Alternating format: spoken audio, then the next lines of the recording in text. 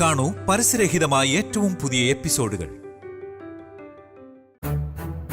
അമ്മ പോയിട്ട് ഒരു വിവരവുമില്ല, വിളിച്ചിട്ടോട്ട് എടുക്കുന്നുമില്ല. ഇനി എന്ത് സംഭവിച്ചോ എന്തോ. നീ ജയേട്ടനൊന്ന് വിളിച്ചേ. ഏയ്, ഞാനങ്ങ് വിളിക്കില്ല. അങ്ങോട്ടായിരിക്കുമല്ലോ അമ്മ പോയത്, പിന്നെ ജയേട്ടനെ വിളിച്ചാൽ എന്താ? ഇനി അങ്ങോട്ടല്ലെങ്കിലോ പോയത്? ഞാൻ എന്തായാലും അയാളെ വിളിക്കില്ലെന്ന് ഉറപ്പിച്ചിരിക്കുക. അമ്മ നമുക്ക് ഉമ്മയൊക്കെ തന്നിട്ടാ പോയത്. ഇനി ചിലപ്പോ കാണില്ല എന്നും പറഞ്ഞു. ഇനി അത് സത്യമാവോ? ഇനി ഈ വീട്ടിന്റെ മുന്നിൽ വന്ന് നിൽക്കുന്നത് ഒരു ആംബുലൻസ് ആയിരിക്കോ? നോക്കെടുത്തൊന്നും പറയാതെ.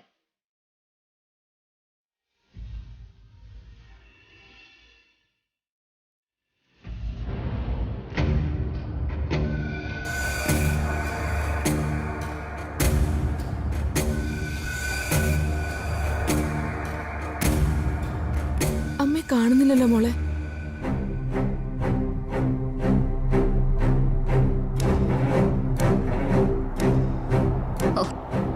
ഭാഗ്യം, ആംബുലൻസ് അല്ല, അമ്മയുടെ കാറ് തന്നെയാ വന്നത്.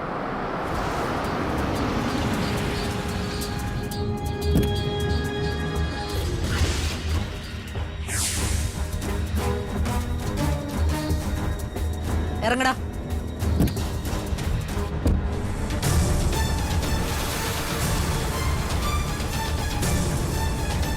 ചേട്ടൻ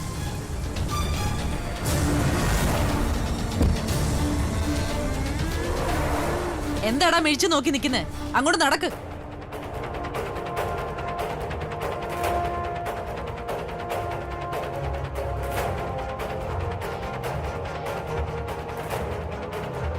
ഇനി ഇവൻ ഇവിടെ കഴിയും. പുറത്തിറങ്ങേണ്ടി വന്നാ അതെങ്ങനെ വേണോന്ന് ഞാൻ പറയും. അവളെ കളഞ്ഞോ അമ്മേ? ആ, കളഞ്ഞിട്ടാ വന്നിരിക്കുന്നത്. അവൾ ഇട്ടുകൊടുത്ത മോതിരമൊക്കെ ഊരി കൊടുത്തിട്ടുണ്ട്. പിന്നെ ഇവൻ കെട്ടിയ താലി പൊട്ടിച്ചെടുക്കാൻ പറ്റിയില്ല. ആ പോട്ടെ, അവളുടെ സ്വർണമൊക്കെ ഇവിടെ ഇരിപ്പുണ്ടല്ലോ.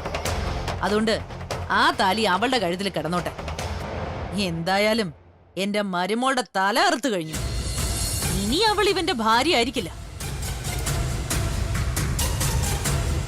എന്തിനാ ഞങ്ങളിങ്ങനെ കൊല്ലാതെ കൊല്ലുന്നേ? മിണ്ടരുത്. പുന്നരിച്ച് വളർത്തിയിട്ട് ഇന്നലെ കയറി വന്നവൾക്കൊപ്പം നീ പോവല്ലേ? ഇനി അതിനെ ശ്രമിച്ച എന്റെ ശവത്തിൽ ചവിട്ടിട്ട് നീ ഇവിടുന്ന് പോവും. പോടാ, പോ.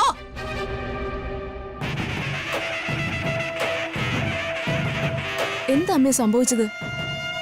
ഞാൻ ഇവിടുന്ന് ഇനി ചിലപ്പോ എന്നെ കാണാൻ പറ്റില്ല എന്നും പറഞ്ഞു പോയത് വെറുതെ ഒന്നുമല്ല. അവിടെ ചെന്ന് ഞാൻ മണ്ണെണ്ണ എടുത്ത് തലയിൽ ഒഴിച്ചു, കത്തി തീരാൻ. പക്ഷെ ആ സമയത്ത് അമ്മ മരിക്കരുതെന്ന് എന്റെ മക്കൾക്ക് തോന്നി.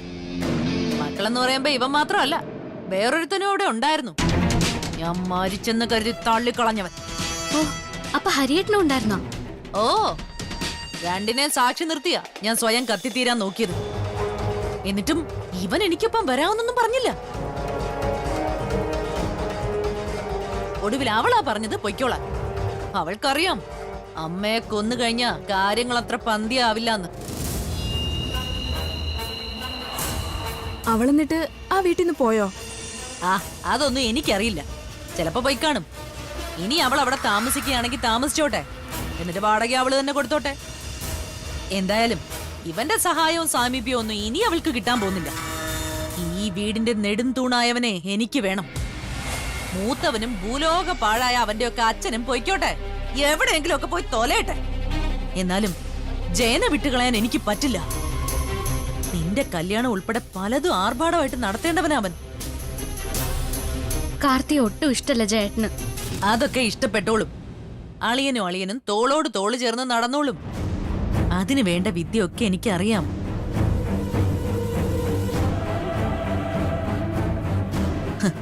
ശക്തമായിട്ട് അമ്മയെ വിമർശിക്കുമായിരുന്നല്ലോ രണ്ടാളും. എന്റെ മനസ്സിൽ കെട്ടിക്കിടന്ന എന്താണെന്ന് ഇപ്പൊ നിങ്ങൾക്ക് മനസ്സിലായോ?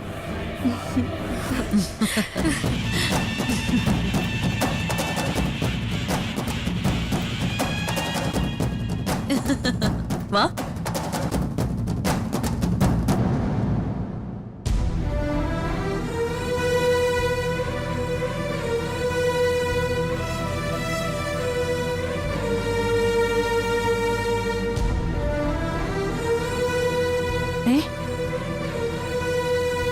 മോളെപ്പോ വന്നു? എന്താ ഇവിടെ ഇരിക്കുന്നേ? എന്താ മോളിങ്ങനെ നോക്കുന്നേ?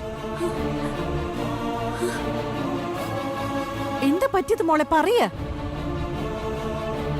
സംഭവിക്കേണ്ടൊക്കെ സംഭവിച്ചമ്മ.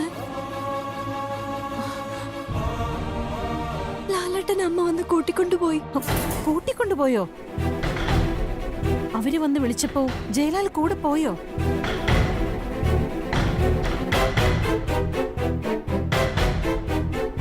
അങ്ങനെ കൂടെ കൊണ്ടുപോകാൻ ഉറച്ച അവര് വന്നത്. തലവഴിയെ മണ്ണെണ്ണ ഒഴിച്ചിട്ട് തീ കൊളുത്താൻ ശ്രമിച്ച ഏത് മകനാ കൂടെ പോവാത്തത്?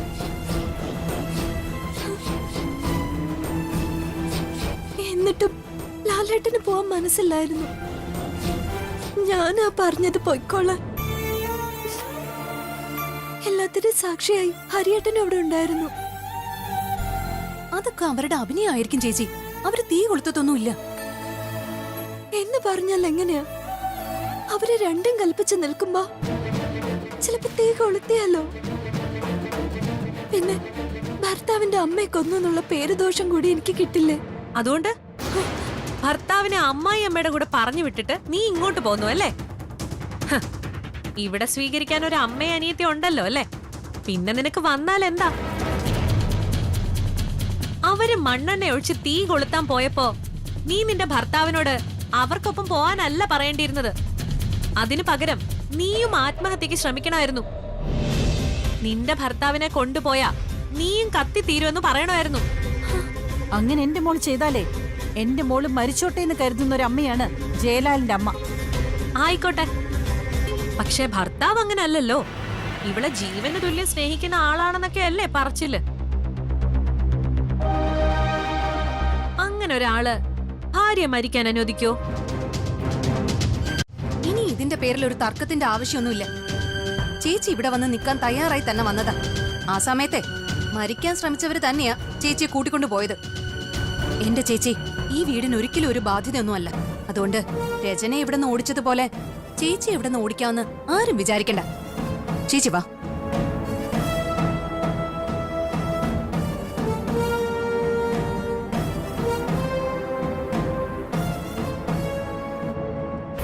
നിങ്ങള് സസ്പെൻഷനിലല്ലേ? അതുകൊണ്ട് ജോലിയും കൂലിയും ഒന്നും ഇല്ലാതെ എല്ലാവർക്കും കൂടെ എങ്ങനെ ചെലവിന് കൊടുക്കാനാ? എന്തായാലും അതിന്റെ പേരിൽ നിന്റെയും നിന്റെ ഭർത്താവിന്റെയും മുന്നിൽ ഞാൻ കൈനീട്ടുന്നില്ലല്ലോ. എന്റെ മോനായിട്ട് കൂടി എന്റെ കഷ്ടപ്പാടുകൾ ഞാൻ അവനോട് പറയാറില്ല. ആര് പറഞ്ഞു പറയാറില്ലെന്ന്? നാഴികയ്ക്ക് 40 വട്ടം പഠിപ്പിച്ച കഥകളും വളർത്തിയ കഥകളും ഒക്കെ പറയാറുണ്ടല്ലോ. അത് ദേഷ്യം വന്നു പോകുമ്പോ അറിയാതെ പറഞ്ഞു പോകുന്നതാ.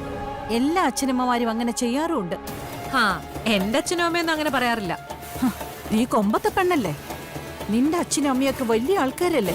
അതുകൊണ്ട് അവര് പറയത്തില്ലായിരിക്കും. ഞാൻ സാമാന്യ ജനത്തിന്റെ കാര്യ പറഞ്ഞത്. ഉള്ളത് പറയാലോ. നിങ്ങളുടെ മൂത്ത മകൻ ഒരു ഡോക്ടറാണെന്ന് നിങ്ങൾക്ക് മേനി പറയാം. അതിന്റെ താഴെയുള്ള 2 പേരെ കുറിച്ച് നിങ്ങൾക്ക് എന്താ പറയാനുള്ളത്? ഒരുത്തി ഗുണ്ടയുടെ കാമുകി, വേറൊരുത്തി പേരുദോഷവും കേൾപ്പിച്ചിട്ട് ദേ ഇപ്പൊ ഭർത്താവിനെയും കളഞ്ഞിട്ട് ഇങ്ങോട്ട് വന്നിരിക്കുന്നു. അതെ, അതങ്ങനെ തന്നെയാ. അതെ, എനിക്ക് അപമാനമൊന്നുമല്ല. നിനക്ക് കുറച്ചിലായി തോന്നുന്നുണ്ടെങ്കിലേ നിനക്ക് നിന്റെ ഭർത്താവിന്റെ കൂടെ പോവാന്ന് ഞാൻ പറഞ്ഞതായിരുന്നല്ലോ. പിന്നെ എന്തിനു വീണ്ടും ഇവിടെ കടിച്ചു തൂങ്ങുന്നേ? ദിയ പറഞ്ഞത് കേട്ടല്ലോ. രജനിയെ ഓടിച്ചതുപോലെ എന്റെ മോളെ ഓടിച്ചു വിടാന്ന് നീ കരുതണ്ട. എന്നെ ഓടിക്കാനല്ലേ നിങ്ങളെല്ലാം കൂടെ നോക്കുന്നത്? മരുമോളുടെ സ്ഥാനത്ത് നിന്ന ഏതൊരമ്മായിമ്മയും അവരൊഴിവാക്കാൻ ശ്രമിക്കില്ല. പക്ഷേ വീടിനകത്ത് കലഹം ഉണ്ടാക്കി സമാധാനം കളയുന്ന മരുമകളാണെങ്കിൽ അവര് പുറത്തു പോകുന്നത് നല്ലതെന്ന് ആരും പറയും. ഏതമ്മായിമ്മയും.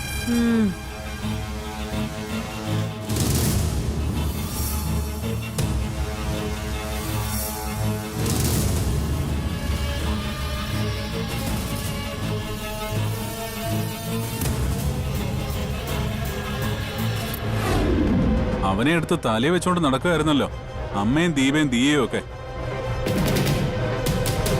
എടാ, ഞാൻ എപ്പോഴും പറയാറില്ലേ, അവൻ ഫ്രോഡാണ്. വെറും ഫ്രോഡല്ല, ഭൂലോക ഫ്രോഡ്. ഇത് ഇങ്ങനെയൊക്കെ സംഭവിക്കുമെന്ന് എനിക്ക് നേരത്തെ അറിയായിരുന്നു. നീയേ വീട്ടിലോട്ട് ചെന്ന ദീപയോട് സ്ട്രിക്റ്റ് ആയിട്ട് പറയാ കേസ് ഫയൽ ചെയ്യാൻ. അങ്ങനെ ചെയ്ത അവനെ അവന്റെ അമ്മയൊക്കെ കോടതി കയറ്റി ഞാൻ പൊളിച്ചോളാം. ഞാൻ പറഞ്ഞ അവർ കേക്കണ്ടേ? അവർക്ക് അയാളെന്ന് വെച്ചാലേ ദൈവത്തെക്കാളും മുകളില.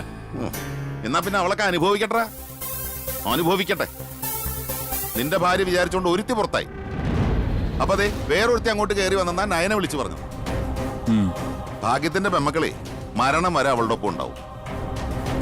അവർക്ക് വിവാഹ ജീവിതവും ഭാവിയും ഒന്നും ഉണ്ടാവില്ല. ആ രീതിയിലാണ് അവൾ അവരെ വളർത്തിയത്. അച്ഛനെ നോക്കുകുത്തിയാക്കി അമ്മമാര് വളർത്തുന്ന എല്ലാ പെമ്മക്കളുടെയും ഗതി ഇത് തന്നെയായിരിക്കും. ആ എന്തായാലും നീ നിന്റെ കാര്യം നോക്കി ജീവിക്കേ. വെറുതെ അവളുമാർക്ക് വേണ്ടി നിന്റെ ജീവിതം തുലയ്ക്കണ്ട. അത്രേ ഉള്ളൂ. എനിക്ക് എന്റെ ഫ്യൂച്ചർ നോക്കണം. അമ്മയുടെ കഷ്ടപ്പാടും ത്യാഗവും കേട്ട് തുലയ്ക്കാനുള്ളതല്ല എന്റെ ജീവിതം. ആ ശരി അച്ഛാ, ഞാൻ വിളിച്ചോളാം. ആ പിന്നെ അവിടെ എന്തെങ്കിലും അടിയും വഴക്കുണ്ടായി കഴിഞ്ഞാൽ ഉടനെ തന്നെ നയനമോളെ കൂട്ടി എന്റെ വീട്ടിലേക്ക് അങ്ങ് വന്നേക്കണം. അവിടെ നിങ്ങൾക്ക് ഒരു കുറവും ഉണ്ടാവാതെ ഞാൻ നോക്കിക്കോളാം. ആ അങ്ങനെ ചെയ്യാം. ആ ഓക്കെ മോനെ. ആ ശരി.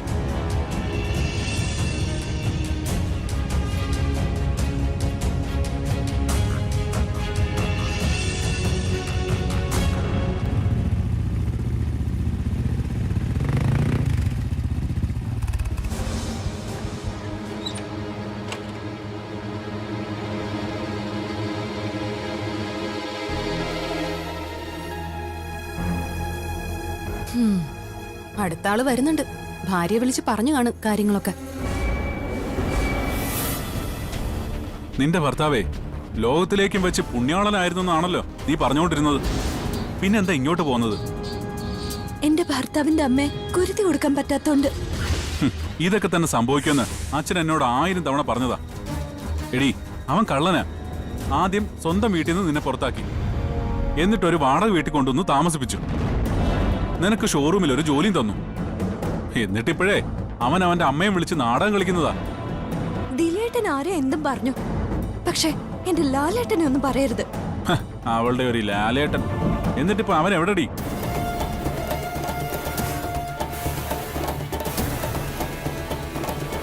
നീ ഒന്ന് മനസ്സ് വെച്ചാ മതി. അമ്മയും മകനെ നമുക്ക് കോടതി കയറ്റാം.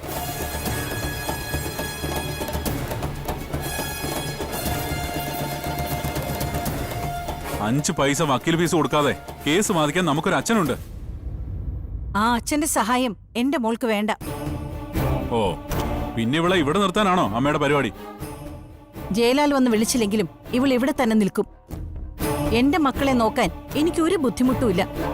ഓ മരുമോൾ ഇവിടെ നിൽക്കുന്നതാണോ അമ്മയ്ക്ക് ബുദ്ധിമുട്ട്? മരുമോള് നിൽക്കേണ്ട രീതിയിൽ നിന്നാ ആർക്കൊരു ബുദ്ധിമുട്ടുമില്ല. അവൾ കേറി വന്നത് തന്നെ ഈ വീട് ഭരിക്കാനായിട്ടാ. രചന പുറത്തു പോയല്ലോ, അതുപോലെ ഓരോരുത്തരെയും പുറത്താക്കാനായിരിക്കും ഏട്ടത്തിയുടെ ശ്രമം. ഇനി ഇവിടെ നിന്നാരും പുറത്തു പോകാൻ പോകുന്നില്ല. അഥവാ ഇനി അങ്ങനെ പുറത്തു പോകുന്നുണ്ടെങ്കിൽ അതെന്റെ മോനും മരുമോളും ആയിരിക്കും. അങ്ങനെ തന്നെ വേണം. കല്യാണം കഴിച്ചയച്ച പെൺമക്കള് വീടിനകത്ത് അടയിരിക്കട്ടെ, എന്നിട്ട് മരുമകളെ ഇവിടുന്ന് ഓടിക്കാൻ നോക്ക്.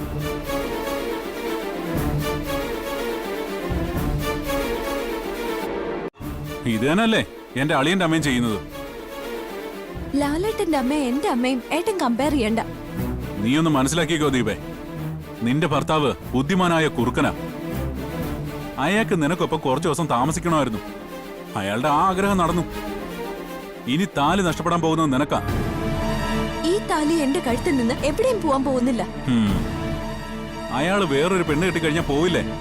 ആ സമയത്ത് നീ ഇത് ഊരിയെറിയില്ലേ? നിർത്ത. ഞാൻ മനസ്സിലാക്കിയെടുത്തോളം എന്റെ മരുമകൻ എന്റെ മോളെ പറഞ്ഞു വിട്ടിട്ട് മറ്റൊരു കല്യാണം കഴിക്കാൻ പോകുന്നില്ല. അങ്ങനെ കല്യാണം കഴിക്കണമെന്ന് അയാളുടെ അമ്മ വാശി പിടിച്ചാലോ? ഇപ്പൊ മോൻ കൂടെ പോരണമെന്ന് പറഞ്ഞപ്പോ മോൻ കൂടെ പോയില്ലേ?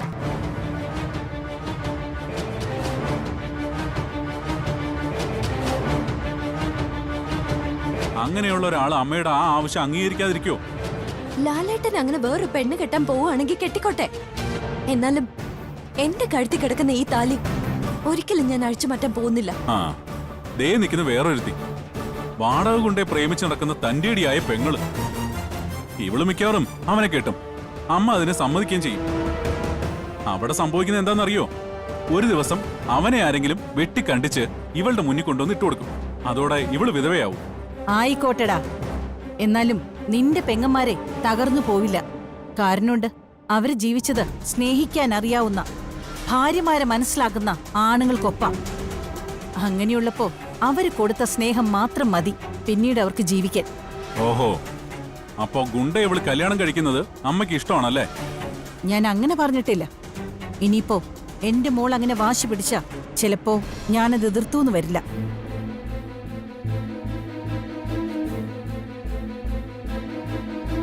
കാരണം എന്റെ മകനേക്കാൾ നല്ലവനാണ് ആ ഗുണ്ടയെന്ന് നീ എന്നെ എനിക്ക് മനസ്സിലാക്കി തന്നു. നിന്റെ അച്ഛനുമായിട്ട് ഞാൻ വേർപിരിഞ്ഞ് താമസിക്കാൻ തുടങ്ങിയിട്ട് കുറച്ചു നാളെ ആയുള്ളൂ. അയാളുമായി ഒരുമിച്ച് കഴിഞ്ഞിട്ട് ഒരു പ്രയോജനവും ഉണ്ടായില്ല എന്ന് മാത്രമല്ല, അയാൾക്കൊപ്പമുള്ള ജീവിതം നരകമായിരുന്നു. എന്നിട്ടിപ്പോ മൂത്ത മോളുടെ ജീവിതം സുരക്ഷിതമാക്കാൻ മരുമോനെയും അവന്റെ അമ്മയെയും കോടതി കയറ്റാനും ജയിലിലടയ്ക്കാനും ഒക്കെ അയാൾ താല്പര്യം കാണിക്കുക. എന്റെ മക്കളുടെ കേസ് അയാൾ വാദിക്കണ്ട. ആദ്യം അയാളോട് നന്നാവാൻ പറ, എന്നിട്ട് മറ്റുള്ളവരെ നന്നാക്കാൻ നടക്കട്ടെ. ജീവിതത്തിൽ ഞാൻ കണ്ട ഏറ്റവും വലിയ ഫ്രോഡാ അഡ്വക്കേറ്റ് വിജയകുമാർ. ഇങ്ങനെയൊക്കെ സംസാരിക്കുന്ന ഒരു അമ്മയുടെ മക്കള് ഈ രീതിയിൽ ആയില്ലെങ്കിലേ അത്ഭുതമുള്ളൂ.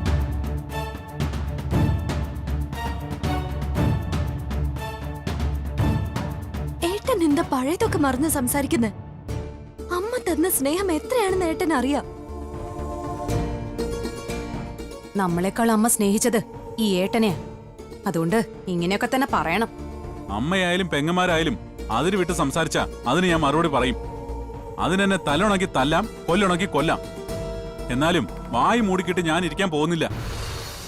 ഒരു പെണ്ണ് വീടിനകത്ത് വന്ന് കേറിയപ്പോ മുതല് കാണുന്നതും കേൾക്കുന്നതും ഒക്കെ ഒരു വീട്ടിൽ നടക്കാത്ത കാര്യങ്ങളാ.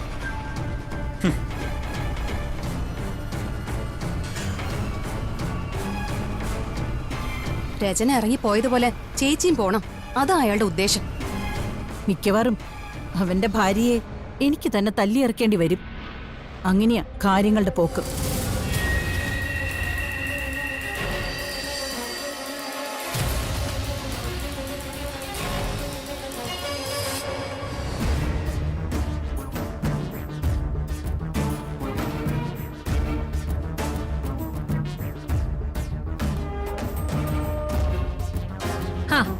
അറിഞ്ഞോ കാര്യങ്ങളൊക്കെ? അറിഞ്ഞു. ഒരു ശല്യം ഒഴിഞ്ഞു പോയി. അപ്പൊ കല്യാണം കഴിഞ്ഞ ഒരെണ്ണം ദേ കയറി വന്നു. ഇതെന്തു വൃത്തിയായിട്ട വീടാ. അതുകൊണ്ടല്ലേ ഞാൻ പറഞ്ഞത് നമുക്ക് ഇവിടുന്ന് പോകാന്ന്. എന്നോട് പോകാന്ന് പറയുന്നതല്ലാതെ നിങ്ങളുടെ അമ്മയും പെങ്ങന്മാരെയും നിലയ്ക്ക് നിർത്താൻ നിങ്ങളെ കൊണ്ട് കഴിയുന്നുണ്ടോ? ഇത് ഞാനെടുത്ത വീടല്ല, എന്റെ ചെലവിലല്ല അവരാരും കഴിയുന്നത്. പിന്നെ ഞാനങ്ങനെ പറയും. എന്നാലും അവരുടെ മൂത്ത മോനല്ലേ ദിലി. ആ നിലയ്ക്ക് നിങ്ങളുടെ വാക്ക് താഴെയുള്ളവർ കേക്കണ്ടേ? ഇളയ ഒരുത്തിയുണ്ട്, അവൾ എന്നെ ഒന്ന് തല്ലിയടങ്ങുമെന്നും പറഞ്ഞ് നടക്കുക. എന്നെ കുറ്റപ്പെടുത്തും. എന്റെ അച്ഛന്റെ അമ്മയുടെയും വളർത്തു ദോഷം കൊണ്ടാ ഞാൻ ഇങ്ങനെ ആയിപ്പോയെന്ന് നിങ്ങളുടെ അമ്മ പറയും. അവളുമാരോ? നീ ഒന്ന് പതുക്കെ പറ. ഞാൻ പതുക്കെ പറയാനൊന്നും പോകുന്നില്ല. പറയേണ്ടത് ഒച്ചത്തിൽ തന്നെ പറയും. മുഖത്ത് നോക്കി പറയണമെങ്കിൽ അതും പറയും.